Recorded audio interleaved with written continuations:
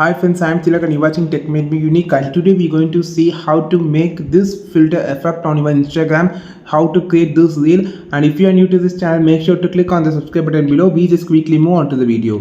Just first select the filter option here and go to the search option here and search as beard and scars. So here I just talking about the third filter, which is really super natural, and you can just tap here so you can change the filter here. And if you tap on the face, I just tapping, actually you can see the beard has been changing here. By tapping you can see this is the three style of beard, so I like this style. And you can change on the tapping on the eye, you can change the marking style like this. So these are the three styles, and I just like this style. So now you can see my beard and also my eyes, and everything was super natural. Actually it's super natural. It's not look like a filter, it's not look like a VFX or editing, it's actually simply natural. I just love it, this filter.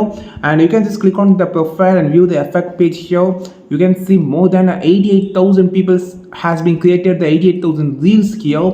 So I think this filter is super amazing. So if you want to do this filter, like this video, share this video with your friends, and don't forget to click on the subscribe button below. And if you want more content about the Instagram filters, just follow this channel. We will meet our next video with the super valuable content. This is Tilak signing off from Tech Made Me Unique. Have a wonderful day.